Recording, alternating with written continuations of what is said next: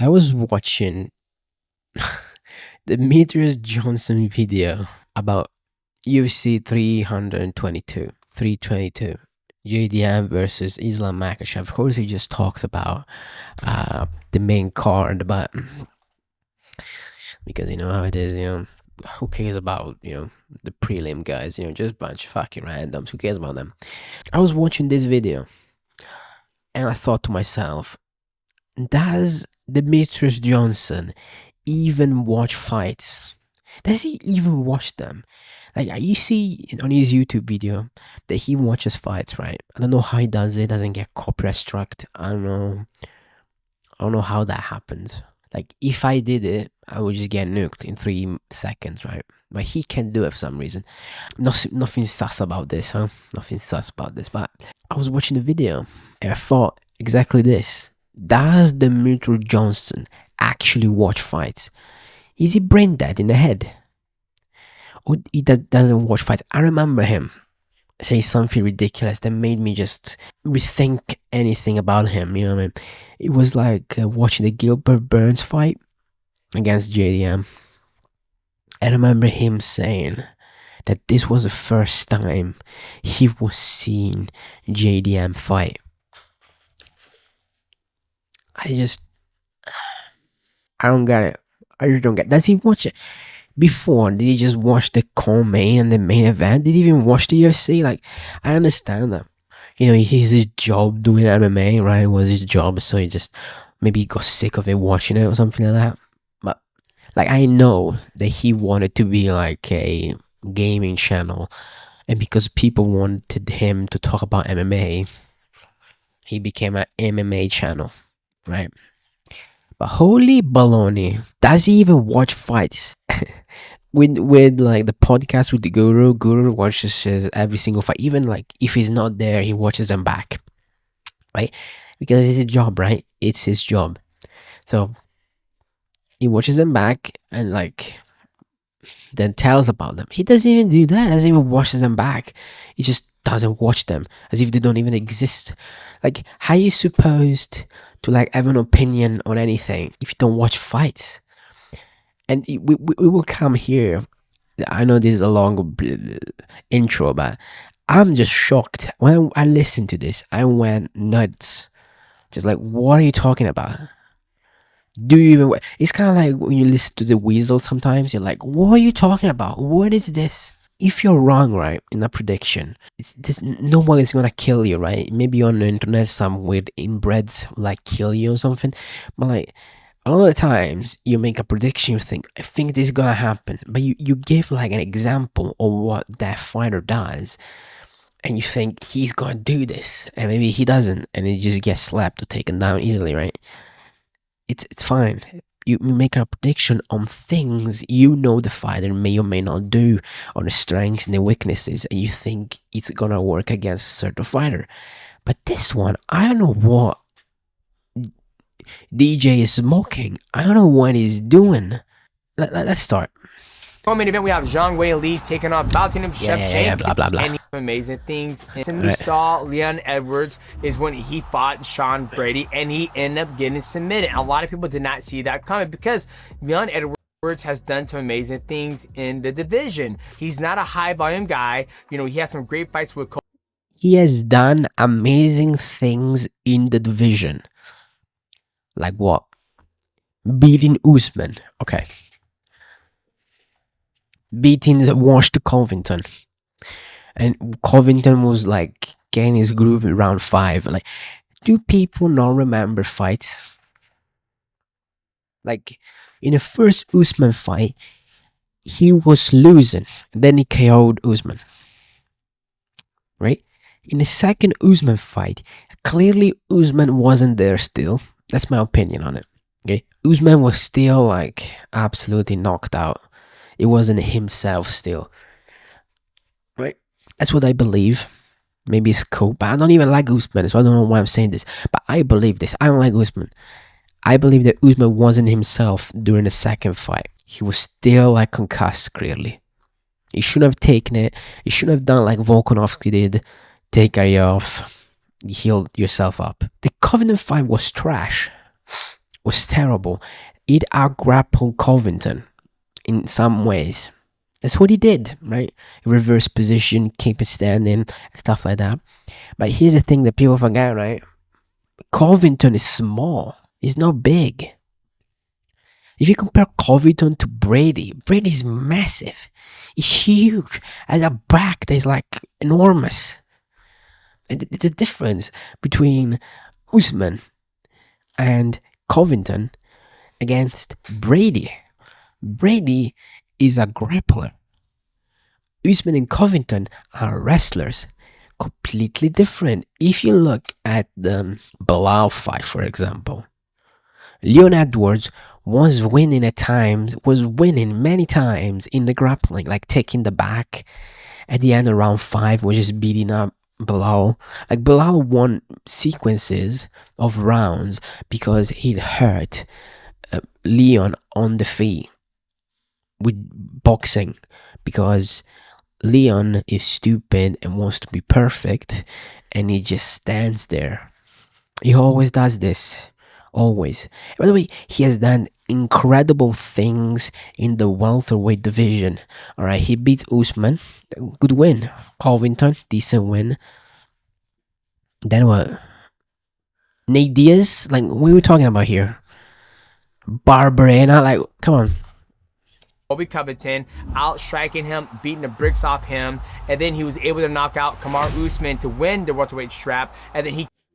By fluke. It was a fluke. I don't care what anyone says. It was fluky. It just...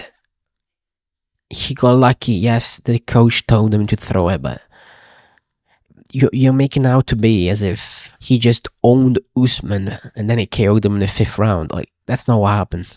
Came back around and fought him again for the 3rd time and beat him there. And by cheating, people forget, man, he got a point taken out of. then he came up short when he fought Bilal Muhammad. Bilal Muhammad was able to put a lot of pressure on the sniper, who is Leon Edwards, and Leon Edwards wasn't able to pull the trigger. Now he's taking on a very, very dangerous Carlos Prates, where Carlos Prates does very good about just forcing the fight against his opponent. Carlos Prates bounced back. He fought Jeff Neal, ended up getting... Why are we just talking about the Jeff Neal fight? I don't want to beat that guy, but there are other fights. Anyway, in that victory, and now he's taking on Leon Edwards. So let's go ahead and go to the key to victories for both these. What about the other fights? Like the thing about Prates is that he's powerful.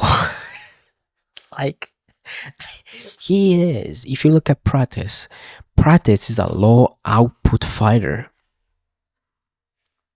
He's low output. He throws powerful shots. And if you look at his early fights, he, like, compare that to the Jeff Neal fight, it's completely different. Completely different.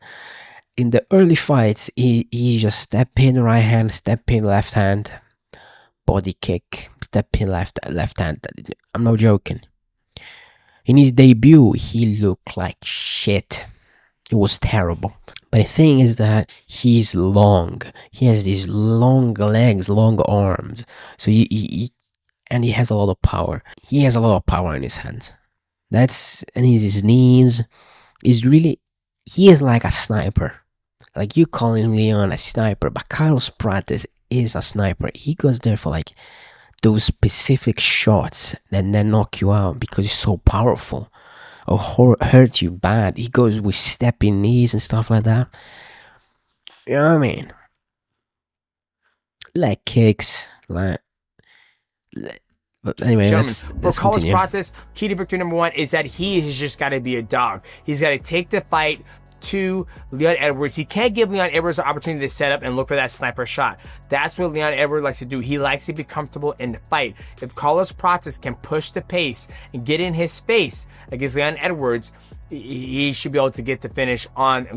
You should. That's not how it works. Okay, let me tell you what's gonna happen. If you're thinking about giving suggestions, what does Prates do? He loves hand fighting. Right? So that's what he's gonna do. Prates does go forward, but only does it when the opponent is hurt. If you watch his fights, that's what he does. Usually just stays out of range and throws flicky kicks. That's strong kicks, but you know what I mean. Jabs to the body, knees, leg kicks, body kicks, and stuff like that. Throws weird shit like spinning attacks. But usually he pressures when he knows the opponent is done. When he clearly hurt them in some ways or another, or when he cuts the cage and is able to block them, where Prates does the best job. The problem is, of course, that Leon Edwards moves around a lot, but it's not as good, for example, as Ian Gary. Leon Edwards is more technical and he's a bit slower. And the thing is that Prates loves hand fighting, which is a problem because it's so long, and Leon Edwards loves his like weird jabs and stuff like that. Anyway. Leon Edwards overwhelm Leon Edwards. If you go back and look at all Leon Edwards' fight, it's not just him who gets overwhelmed, it's his cornerman who get overwhelmed too. When Leon Edwards comes what kind of back to the corner, we see it all the time. You gotta step out of it, man, you gotta wake up. And the corner, you just watched fucking Usman fight and that's it. And you're just making an assumption. It's not, all right, Leon, breathe. Okay, you're speeding. They have to wake. Every corner does this. Every fighter that is losing, like, I just don't get it. Him up. So I feel if you go overwhelm Leon and overwhelm his corner, I think that's a big. What do you mean overwhelm his corner? What does that even mean? He's gonna fucking flick at them like. Big thing that you can use in this fight going against Leon Edwards. Key victor number 2, take him down, out grab.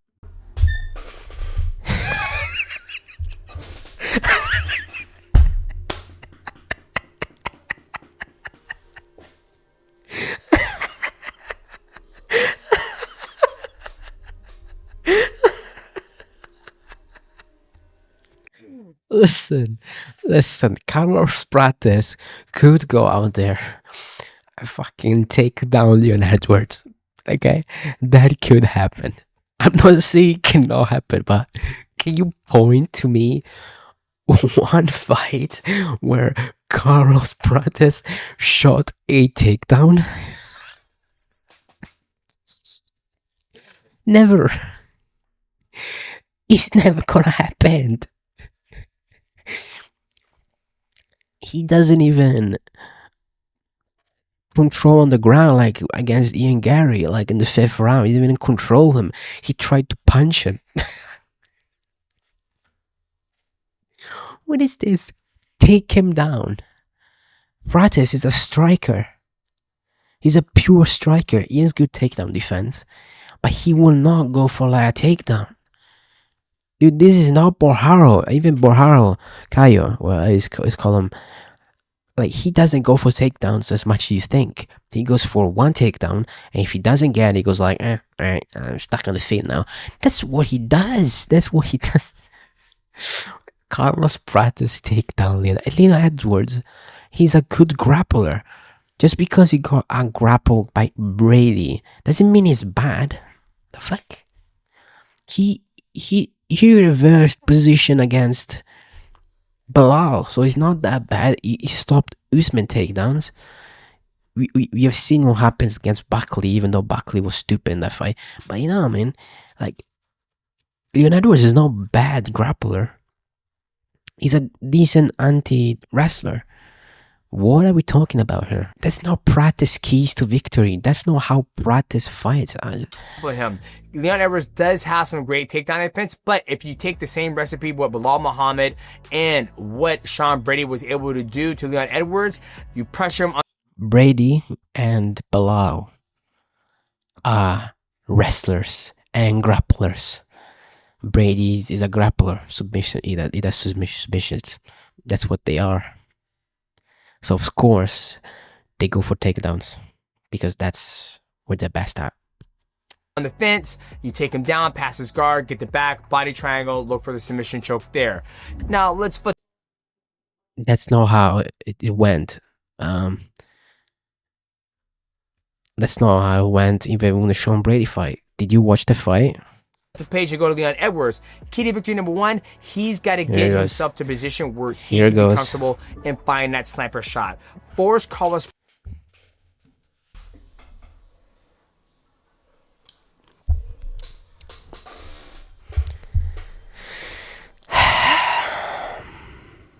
Bro watched Leon Edwards KO Usman, and now Leon Edwards for some reason is a KO artist. Leon Edwards is not a KO artist. He got lucky.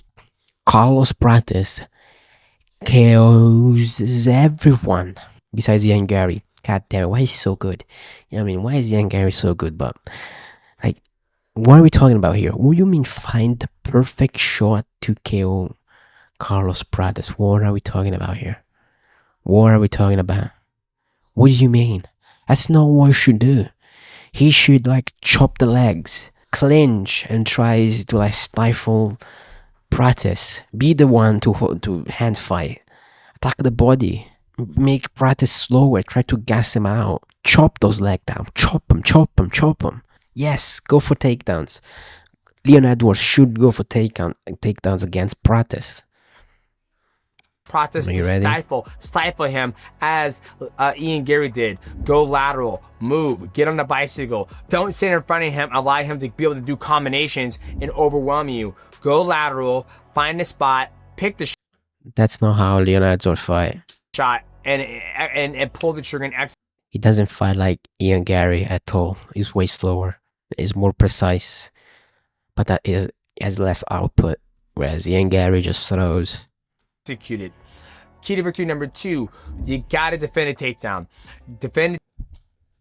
What do you mean gotta defend a takedown? Like, what does that even mean? When is Prates going to shoot for a takedown? Come on. Takedown. I know Carlos Prates isn't known for the takedown, but I think you should have that in the back of your mind. Oh, I know Prates doesn't shoot for takedowns, but we need to keep it standing here. What? What? What does it even mean? This is just nonsense. Stifle him to set up the KO shot. Leon Edwards is never gonna KO Prates. Ever. Do you think he's gonna head kick him? How? And the way Prates fights is completely different from like Usman and people like that. He's pretty good defending. He did Muay Thai, man. He's pretty good at defending kicks. So, like, the only time like Ian Gary really hurt Prates was like when I uppercut with a really good uppercut in the middle because he's just moving. And Ian Gary is different. It's different from Leon Edwards. Completely different. Ian Gary just moves more. Leon Edwards doesn't move as much. Leon Edwards is easy to push against the cage. Easy. Compared to like Ian Gary. So I don't know what you were talking about here. Keep it standing. No, Leon Edwards should be the one to shoot for takedowns. Should be the one to like push Prates against the cage. Just like Ian Gary did. That's how Ian Gary won. Like if you think that's not Ian Gary in the first like 3 rounds would like hit, go for a takedown and Prates will get back up. But that doesn't mean anything because he's like blocking Prates from attacking. It's just stopping him from like setting up the attacks, the jabs and stuff like that. It's just stopping him and he has to defend. That's what you're supposed to do against Prates. But no, Leon Edwards, keep it standing, man. Get KO'd. Just get slapped, you know what I mean? Just get fucking head kick or something. Front kick to the face or something like. That's the time where he gets stifled, is people over pursue him, cross the void on him. He's not able to get the setup for the sniper shot, and he ends up being overworked. He gets overworked when people just push the pace on him. So when those things being said between Leon Edwards and Carlos Prates, I'm going to have to go with Carlos Prates. I think Carlos Prates, the fighting nerds have been on a little up and down trend, but I feel Carlos Prates is making that bounce back off of Jeff Neal. And if he can just go over pursue and over pressure Leon Edwards, I think he's going to get the victory and potentially maybe even a knockout. And guys, when we're talking about UFC 322 final predictions, we got to let you guys play direct picks for Chef Zhang Wei Li on Valentin Shevchenko. Have more without you. He's taking on Rodolfo Vieira. Listen to Now, this one. I remember when this matchup got made, they're like, great, now we're going to have a wrestler, Bo Nickel, taking on another jiu-jitsu practitioner. Now, we saw this in the past when Bo Nickel took on Paul Craig, but I think things are going to be a little bit... Yeah, and what happened that fight? He shot no takedowns because he was scared of Paul Craig. BJJ. For some reason. And kept it standing for 3 rounds and just body jabs overhand. That was the old fight, and he won against Paul Craig that literally has a body kick of doom. Different. I think Bo Nickel is starting to get his, get his wits about him. He's starting to understand how to go about the fight game. What does that mean? Can someone please tell me what that means? Does anybody know? No? Had a hard showing, taking on a very, very big RDR, and he landed that nice knee on Bo Nickel, and Bo Nickel just crumbled. Now, Bo Nickel's looking to get back. Now, does Rodolfo Vieira have the stand-up as RDR? I don't think so. It might be similar, but I don't... No, he doesn't. Like, what do you mean, similar? What do you mean, bro? Similar? There's nothing similar. Nothing. Rodolfo Vieira has a jab. And maybe a right hand. But usually just a jab when you keep it standing. I think Rodolfo Vieira has the same clinch game as RDR. So I think that's going to be something that Bo Nickel's not going to have the same clinch game as RDR. So I think that's... I don't think he has the same clinch game as RDR. What do you mean you don't think? He does or he doesn't? Answer, he doesn't have the same clinch game as RDR. The answer is no, I think. It's going to be something that Bo Nickel's not going to have to worry about. Bo Nickel is going to have to worry about being taken down, but Bo Nickel is a phenomenal wrestler, so that's probably not going to happen. So this fight could be, I hate to bring it to you guys, this fight could be another snooze fest just because, Bo Nickel's not pop, but, he's not throwing, fucking combination on his feet. He does throw like the...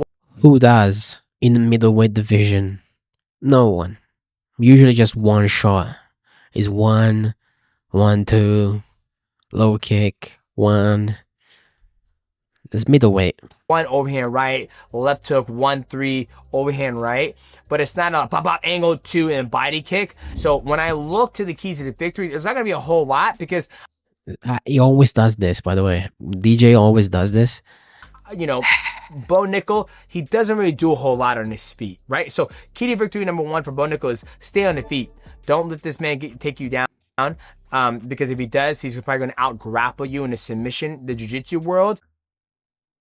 No. Do you think Rodolfo Vieira is, you're saying that Rodolfo Vieira is the same level of MMA grappling as RDR? Right. But as far as him, blasting a double leg on you, I think you got that one covered. So key to victory 1, stay on the feet, and that's going to frustrate Rodolfo Vieira. It's Nickel is a good, he's a pretty good grappler. He does submissions. He can triangle you, armbar you, choke you out. He's not stupid. I get it. He did that against low level competition or whatever, but he knows how to grapple. And then key to victory number 2, don't be afraid to let your hands go. Don't be afraid to let your hands go, because if Rodolfo Vieira wants to take you down, if you start letting your hands go and it scares him, he's going to take a bad shot. So when he takes a bad shot, it's going to be easier for you to sprawl. Once you sprawl, snap the head down, go around the back, don't put your hooks in. You just said to not grapple, to keep it standing. But take the bat and start pounding, grounding a pound. That's a very easy game plan to basically implement. Genius. Throw your hands, you shoot, sprawl. Genius DJ. Step the head, go to the back, punch. He's going to turtle. He's going to turtle, you punch. He's going to go to his back. Go to his back, you pass guard, get the side control. Then you start your submission game if you want to pursue that. So those are the keys to victory for Bo Nickel. He's only got 2, and I think that's all he needs. This is why, by the way, why athletes most of the time don't become coaches. Because they just live in their own world, you know what I mean? Like it's an instinct for them. It's not a logical and interesting subject, you know what I mean? They don't think about things, it just happens to them. So come on, bro, Bo Nickel, just snap down, you know? Just snap the takedown and then punch. What the game plan? Needs. Now let's look at Rodolfo Vieira, ADCC world champion. It means nothing. It means nothing. It's MMA. He gasses. He gets punched. He gasses and loses. Come on. Guy is 11-3. 9 of those are submissions. So this man is a black belt hunter. That's what they call him. So he's gonna be looking to hunt that submission against Bo Nickel, but he's got to get it to the ground in order to get the submission. So key to victory number 1 for Rodolfo Vieira is get the fight to the ground. A lot of people don't realize that you can shoot a double leg, and once he sprawls, you can pull him on He doesn't shoot. top of you, and then now you're in. He badly shoots. Now you're in butterfly guard, or you can go to X guard, or you can go to heel hook position. Those things can be done by Rodolfo Vieira because he's grappled the best of the best in the world in jiu-jitsu. He might Jiu-jitsu is not MMA. not wrestle the best athlete in the world, but this isn't wrestling. This is mixed martial arts where you can use all the art forms. Key to victory number 2.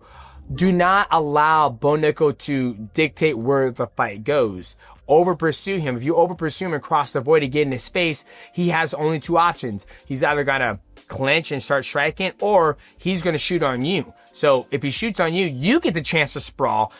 Start working for the power half, looking for the darts or the anaconda. If you force a fight and you only got 15 minutes to get it done, and when you get him down to the ground, if you only have, it takes you 2 minutes to get him on the ground, you have 3 minutes to work, which you can lose rounds by that if he does a lot of good stuff on the round. Don't end up like Jonathan Almeida. Don't have 10 minutes and 48 seconds of control time and expect to win the fight. You got it. If you get it to the ground, you got to be active. And you got to look to get a submission. And so with those two, key to victories for both these gentlemen.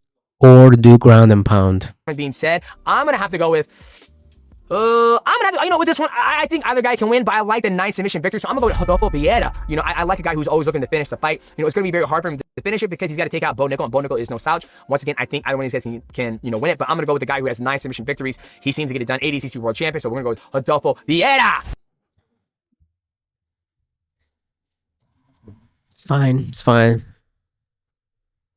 Like, I don't want to be that guy, but rear naked choke, punches, arm triangle,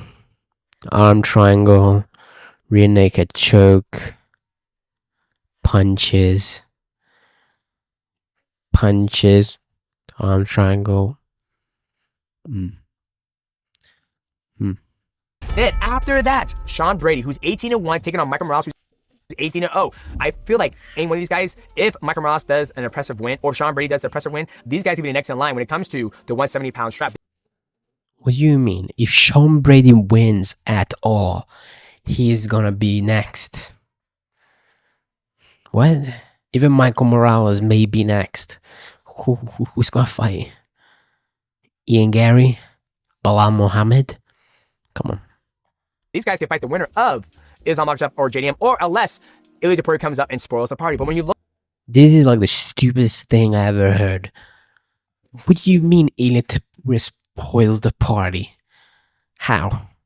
You think it's just gonna move up to 170? It's not gonna happen, buddy. Look at these guys' fights. I'm loving what these guys both bring to the table. Michael Morales, hard hitter, lots of power. Sean Brady, great grappler, being able to beat a former welterweight. Okay, are you ready? Let's see. In the UFC, who has he KO'd? Trevor Giles. Okay. Losses, KO. Alright. Submissions. 1 by decision. Do you see? He loses a lot by finish. He loses by KO a lot. 3 times. Huh.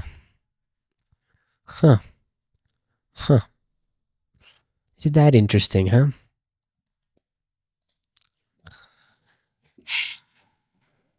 Adam Fugit.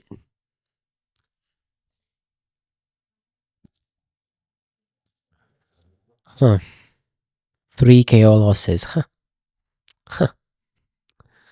Isn't that interesting? All of them. Huh. Huh. It's that interesting. Let's see then. Max Griffin.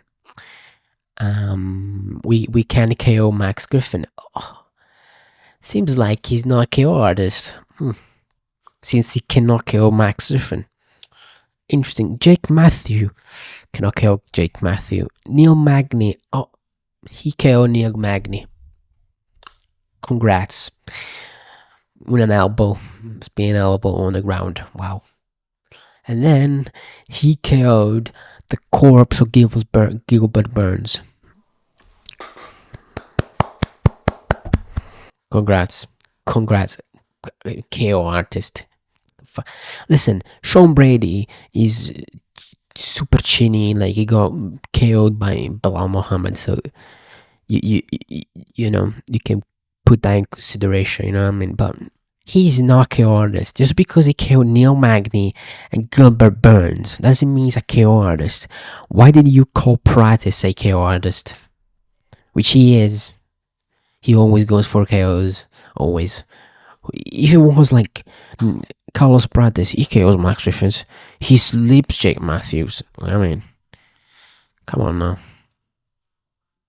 Champion in the division. This fight is going to be amazing because Michael Morales is getting his opportunity to shine on the pay-per-view main card. You know, it's right before the co-main event, so a lot of eyeballs are going to be on this fight. And he's also got Sean Brady, who's looked absolutely phenomenal in his last couple fights. I mean, he submitted Leon Edwards, a former world champion. He made it look easy as well. And when these two look to fight, you know, I feel right off the bat that Michael Morales is going to have the power advantage. He's a big, athletic build 170er. So let's look at the key to victory for these guys. For Sean Brady, key to victory number one for Sean Brady is that he's got to get this fight to the ground, I believe.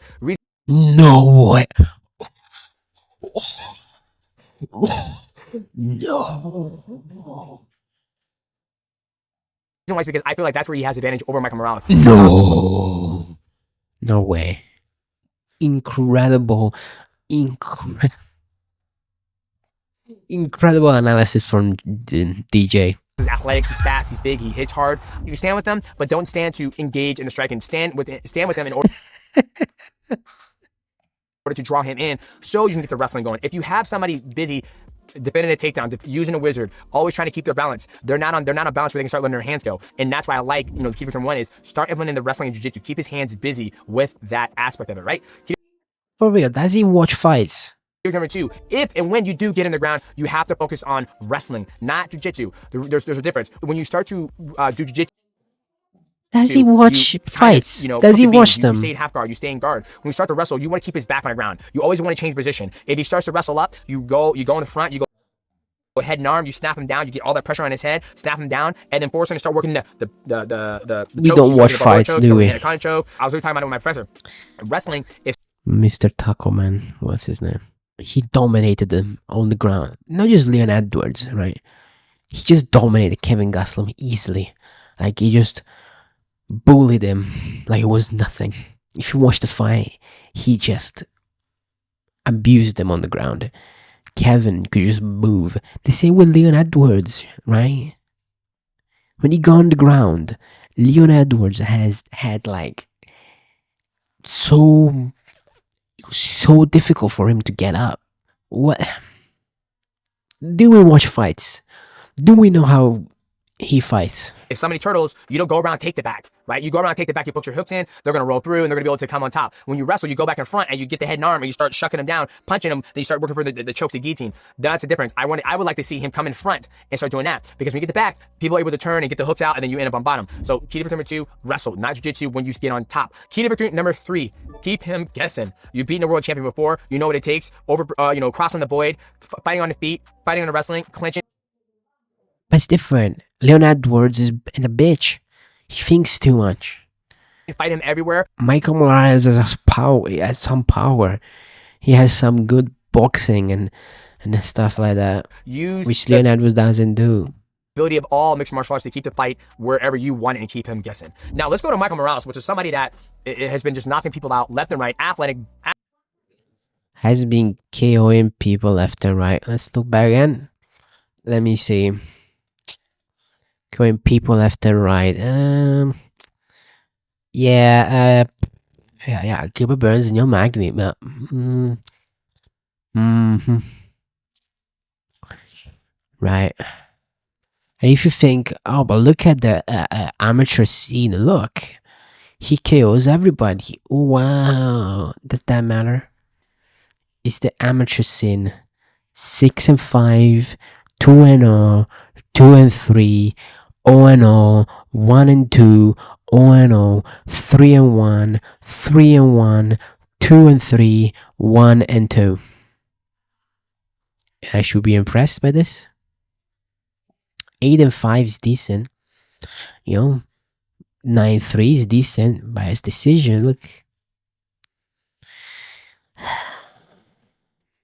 Athletic, very big, 170er.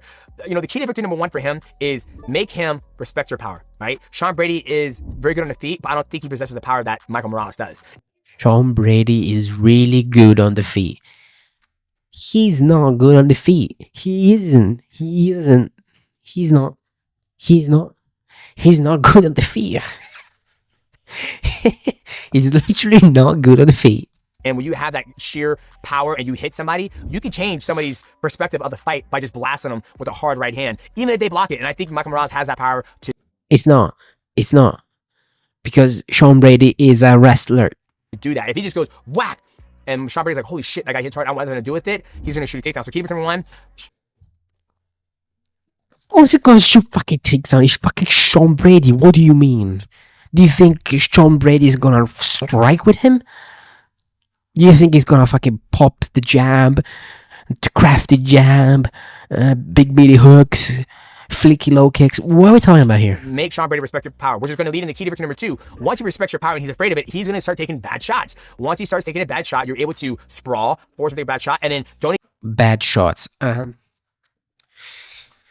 Sean Brady is really good chain wrestling, so I don't know what we're talking about here. Engage in wrestling. If you engage in the wrestling jiu-jitsu, you're gonna sprawl, separate, have him get back up, and hit him again. Wow, crazy DJ, crazy. Thank you. Shoots when they're not ready to shoot or they shoot out of fear, they tend to make mistakes, and I feel Michael Morales has that athletic ability and that power to force Sean Brady to make a mistake when he shoots. And then key to victory number three: don't give Sean Brady an opportunity to get into the fight. Michael Morales sports a 79-inch reach against Sean Brady's 72. So that's a huge advantage in the reach on the feet. Michael Morales is just a big body. And if he's able to overwhelm Sean...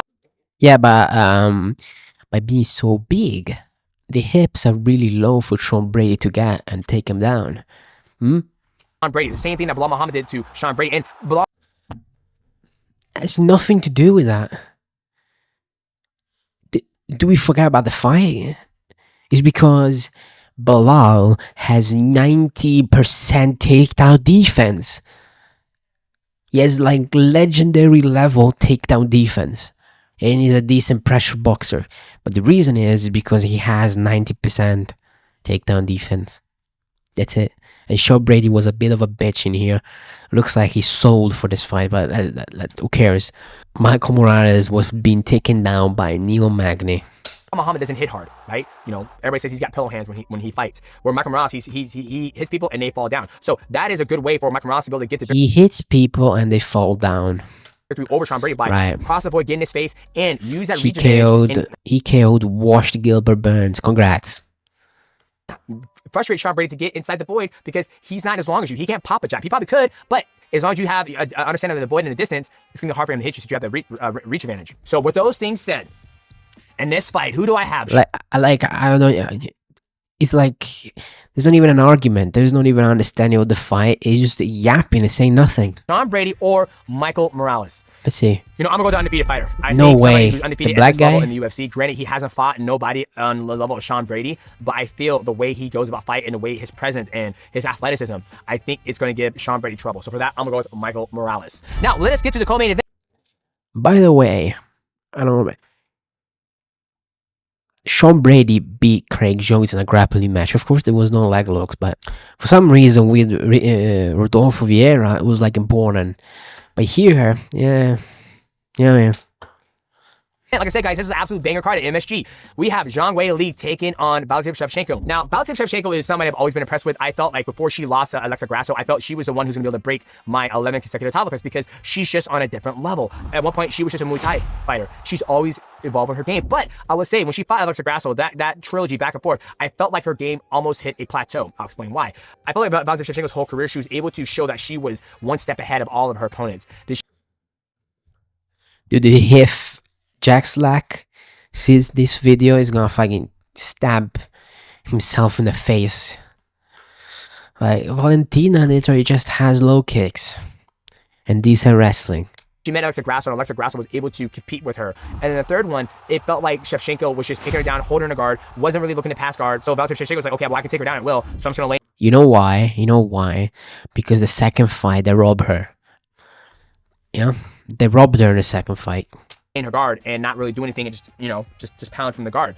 Now, when we look at Zhang Weili, somebody else who was dominating her division in the strawweight division, now Mackenzie Dern is a champion there. She left that division because she was beating everybody. She beat Tata Suarez and made it look easy. Now, Zhang Weili, she spent time with Him Cejudo. She's got a wrestle looking good. She's very good on the feet, and she's not scared to take the fight to her opponents. Her fights with Joanna Jacek, absolutely amazing. And that's not how she fights anymore. She's a grappler now. If you watch her fights, her striking is so much worse. Maybe she got it back now. But his last fight, it's 2 fights ago against the other Chinese girl, Shajainan, or it was called. She was getting dropped by her. So her striking has gotten worse over time.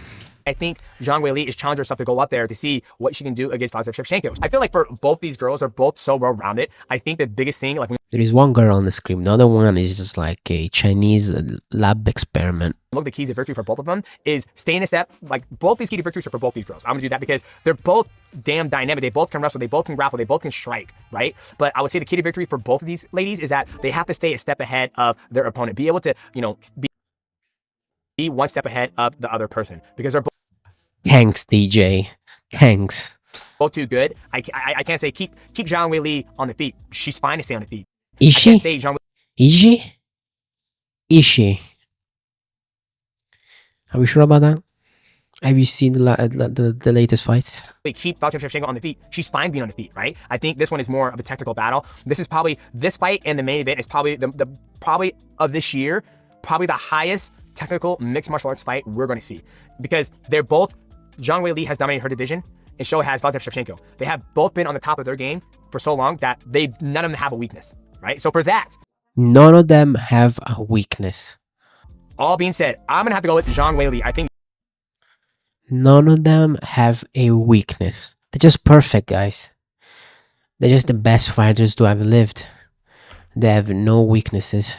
Zhang Weili is faster. I think she's not scared to take the fight to Valentina Shevchenko, where the last couple of fights were about Shevchenko. She's very good, but I didn't like how she was very content with staying in the guard with Alex Grasso, and I think Weili is not going to allow her to stay in the guard. I think Weili's going to keep getting back to her feet and forcing her to fight. So for that, I'm going to go with Zhang Weili. Like, I don't want to be that guy, right? But Shevchenko busted up in the first round. The French girl, the little massive French ogre. And then she kind of won by stalling here and there by some low kicks. Like, Manon Fiora, right? She's pretty strong. She took her punches. Finally, I can see both of them win because Shevchenko is kind of low kick merchant. But Zhang Weili, if she doesn't strike like she did before, I don't see her winning at all. Like, she's gonna get low kicked for 5 rounds, and Shevchenko loves doing that. She loves low kicking. Maybe Zhang Weili is gonna grapple fuck Valentina, which is a possibility. Islam Makhachev is back, taking on JDM. Now, I'm super excited about this fight because, at one point, Islam was going to be fighting Ilya Topuria, but Islam, he already fought the 145-pound champ. He fought Alex Volkanovski. He fought him twice. The first time they fought, people were like, we thought Volkanovski could have won that fight. And then the second time they fought, Islam ended up knocking out Volkanovski. Yeah, but it was a short notice fight. Volkanovski was literally drunk, had like an arm surgery like a couple of months before. He was depressed. It doesn't count. And then Islam would fight Dustin Poirier, beat Dustin Poirier in a back-to-back war fight. Amazing. And then he would... Yeah. A back-in-war fight against hipless old man Poirier. that Max Holloway just schooled besides getting rocked once. He was supposed to fight Arman Tsarukyan, but Arman Tsarukyan got injured, and then Armasuri didn't get injured. He just did stupid shit with Nina Drama. Moicano steps up and he gets beat. Moicano gets beat by Islam Makhachev. Now, Islam Makhachev wants the opportunity to go up and fight for the welterweight strap. The UFC does not allow people to be double champion anymore, which I think they should. Why not in this realm of the division? But I get it. You know, Islam want to go 170, Ilya Topuria want to go 155, and Ilya Topuria is still chasing Islam Makhachev. And one of the things we've seen in the past from Islam Makhachev is we have seen his gas tank get tested by Alex Volkanovski, but we had Islam Makhachev on the Mighty Cast. He said all of the time travel and then the time zone change and having to fight make weight in the fight. I don't think that's gonna be the case when he fights JDM because he's going to 170. So you're going to see a strong, filled out. Guys, do you see any difference? Let's see. Besides the lighting, because there is a little bit more lighting on top. So we see how bold it really is on top. No, the torso is kind of bigger. He has a little bit more fat, that's for sure. The chest is a little bit fatter. That's it. Well-nourished Islam Makhachev. He doesn't have to cut down with Malnourished. 55. He basically is going there at his natural weight at 170, which a lot of people are like, oh, he's smaller. There's nothing. Yeah, there's one thing to be smaller when you're fighting a bigger dude, but I don't think JDM's a massive dude. Now, JDM to me is a dark horse. Yeah, but here's the thing. JDM could never make 155. Why do I say dark horse? He's not very well known unless you follow the UFC like, abandoned, right? Like Guru knows all. JDM is not really well known, right? It's not really well known, guys. I get it. He's not Islam Makhachev level known, but that's ridiculous. There's literally a whole country of Australia that people know about, and people know him from like the Gilbert Burns fight. All of his fights before he got to. Maybe it's you that don't watch the sport. The UFC, where I did not know all his fights he got to the UFC, but the first time I caught my eye on JDM was when he fought Gilbert Burns. He never accepts a position. If Gilbert Burns take him down, he's always wrestling, he's always grappling. But how does that happen? How can you not know about Jack the Madalena if you watch the sport? And watching the sport is kind of like your job. How do you not know about Jack the Madalena? It's kind of like not knowing about Joshua Van. He has one thing. Oh, wait. That's a key in his camp, and that is the great savior of jiu-jitsu is Craig Jonesy, right? Craig Jones has been able to jump inside of the Aussie camp and be able to give these guys a good recipe to be able to counter the Dagestani wrestling. But I don't know if it's going to be enough for JDM. But with JDM, he never accepts a position, and he has beautiful, technical, simple hands on the feet. It's very super technical, simple hands on feet. Very tight. It's please listen to that again.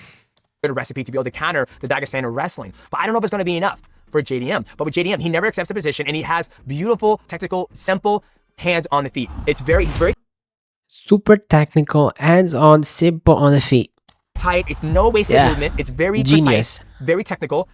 It's almost Conor precision, but Conor moves more. Conor's more out there moving, where his precision and Conor's more powerful at 145. Non-wasted movement, like the beating he put on fucking Bilal Muhammad was just like textbook, where he pop, pop, pop, pop. And the beautiful thing that JDM that thanks, DJ. love when I watch him is when he hurts you, he dumps the gas tank. He hurts and he's pop, pop, pop, and knees. He's not scared to. He defends a takedown and he comes right back in. Right, where a lot of people when you defend a takedown, like I finally got away from him.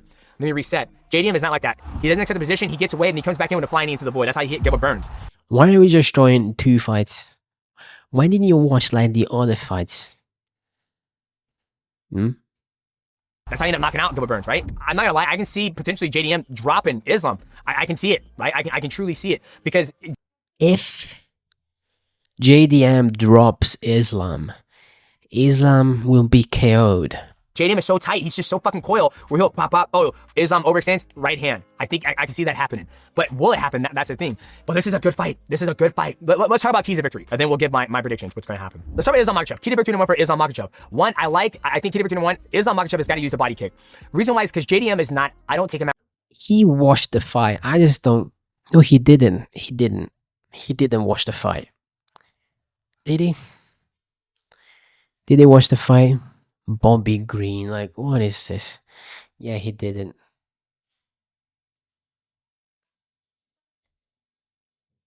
Yeah, he didn't. So we watched Bobby Green and we watched Moicano. But we don't watch the Dustin Poirier fight, huh? That's interesting. Anyway, Islam Makhachev, if you're like southpaw with him, he cannot throw body kicks. As a wrestler, I don't think JDM is going to be. And JDM will switch his stances, and he's better in the southpaw position all the times with all these combinations. You know about this, DJ? You talk about it in the latest video. Looking to grab that leg and take him down and run the pipe and, you know, put Islam Makhachev, most of his takedowns are against the cage, and all the times by grabbing the glove.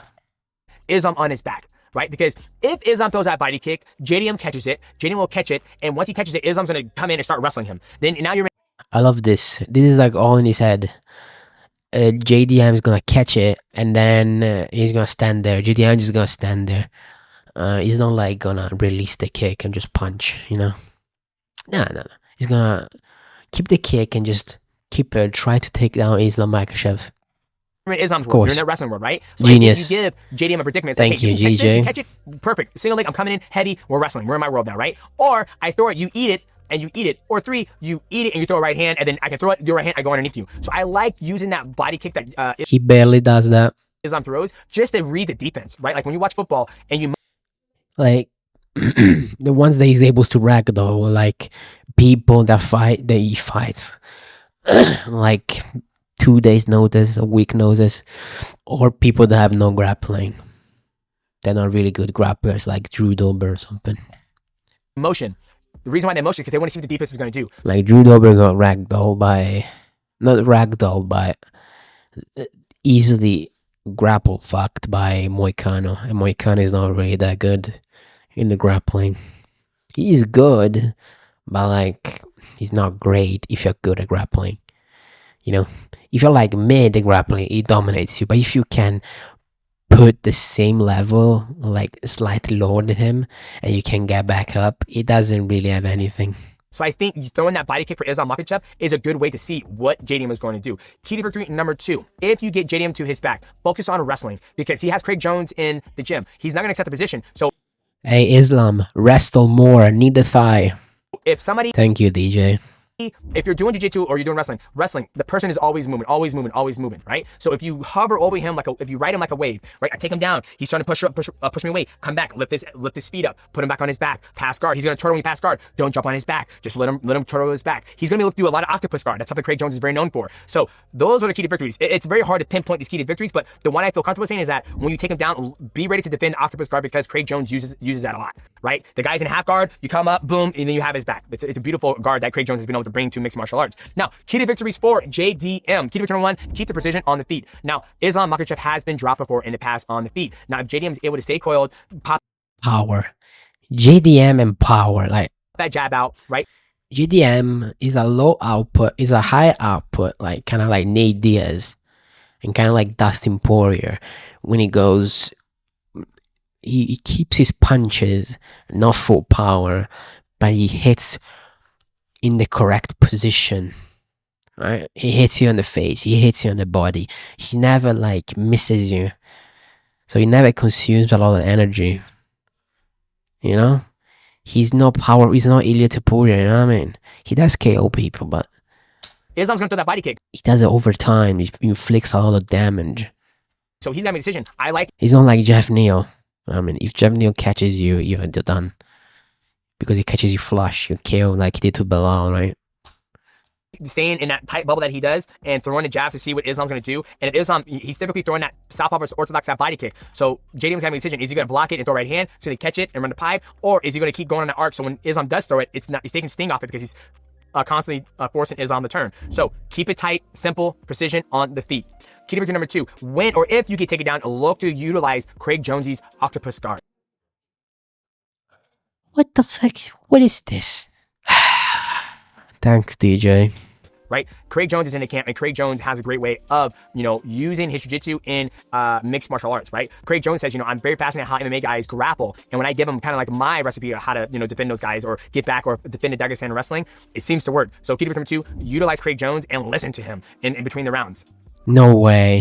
He's not gonna do that, DJ. Thanks for telling him. Key to victory number 3, do not wrestle up.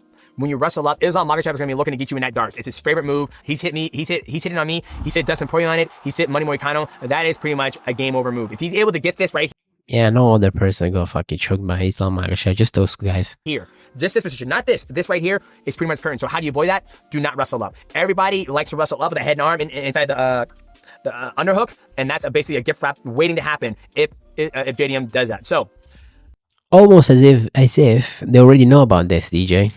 with all that being said, who do I have winning between JDM, the welterweight champion, taking on Islam Makhachev? This one's hard, boys. This one's fucking hard. The reason why I say it's hard is because JDM is still unknown. We don't know what he's capable of. I feel that in my gut. We know what Islam is. What Islam can do. We know what Islam is. He has struggles. You know, when he fought Dustin Poirier, that was a fucking banger. And all Dustin did to stifle him was defend the takedown. You know what I mean? And Dustin's very good at hands. I think JDM's better on the hands with his precision. I think Dustin's more of a cracker, more of a brawler. But JDM just seems like he has this recipe that can beat, and he has Craig Jonesy in the camp. But Islam is so fucking good. Like, so fucking good. Oh, boys, we're in a predicament. This is where I'm gonna give you my predictions, but this is where I can see if I lose everywhere. So for me, I'm gonna go with Islam Makhachev. Reason why is because I just seen him gut through some things. I just seen him gut through things, right? But the reason why I'm hesitant to say is because JDM doesn't accept the position. And he's also fighting, you know, a smaller guy. Because Islam is a 155, he's coming to 170. Granted, he cuts a lot of fucking weight to make 155. He's not a small, I don't think he's a small 170er, right? And sometimes being small, you know, a 170er, I mean, it's not like JDM, but he might be, 195, 185? I think Islam gets that big too. But JDM doesn't give up, and that's where I had that gripe. You know, if I saw JDM give up, oh, he gets taken down, the guy passes guard, and JDM's like, oh, you got the guard, you passed my guard. But that's not what JDM does. JDM gets back to his feet somehow and starts to throw. He has great cardio, great hands, not scared to fucking exchange. I'm calling right now, like, I feel this has implications of fight of the year just because of how good they both are. So for JDM to win, JDM has got to press Islam Makhachev, force him to fight, force him to throw the body kick and then counter immediately. He throws a right hand, throws a body kick, it's a right hand immediately. Right hand. When Islam tries to wrestle, but JDM changes stances. he has to do I don't get it. everything in his power to not let Islam take him down. Use the same game plan as Dustin Poirier did, but once you defend a takedown, press him. Because when you defend and you give him opportunity to reset, it's like a Merab. If Merab shoots, Merab fails a takedown, Merab's gonna Almost as if Dustin Poirier has one hip. get another energy to take it down. But if you pressure Merab after he loses a takedown, that's where he makes a mistake. That's where you can hit him with the hands. I think JDM can do that with Islam Makhachev. The problem is, can he do it? Now with Islam Makhachev, Islam's just got to go out there and force him to fight too and get the fight to the ground because JDM's hands are super good. I'm not saying Islam's hands aren't good, but I just don't think they're as crisp as JDM. But I could fucking be wrong. By the way, we are not talking about like defensive tendencies, about Islam not defending low kicks. Like those things just don't exist in this video, and we just because we don't watch fights here, do we? Like we're not talking about that. Volkanovski fought Islam. We just talk about he got killed in the second fight. We don't talk about Volkanovski being in the camp with JDM. No. Just like defensive tendency of Islam, just running away, you know, just scarpering around, don't want to get hit in the face because he fears to get KO'd. Do we watch fights? No. We don't. Those guys at Eagle MMA, they're good everywhere. Islam's got great hands. So it's going to be a fucking sick fight. I cannot wait to watch it. Best of luck to both, man. I'm a fan of both those guys. And boys, let me know in the comment section down below if I got all of these wrong, right? I feel comfortable saying Carlos Prates. I feel comfortable saying Rodolfo Vieira. I feel comfortable saying Michael Morales, Zhang Wei Li. The only one I just don't feel I'm on the fence with is the JDM versus Islam because how fucking good they are. So get active in the comment section below. Let me know. Like, subscribe. Also, hit the button to go live. And we will do a live instant reaction in Tokyo, Japan, from the hotel room. So boys, we'll see you guys at the next video. I just don't understand. Like, what is he talking about at times? It's just like blah, blah, blah, blah, blah, blah, blah. And there's nothing. There's no real analysis. It's just like, hey, dude, you need to watch for the choke of Islam. Wow, dude, thanks. We didn't know about this. We don't like it's super famous for that choke. It's not like Islam is famous for choking people. Bro, JDM, use the octopus guard. Come on. I'm Mighty Mouse. I'm a genius. I think Dustin is more of a cracker, more of a brawler.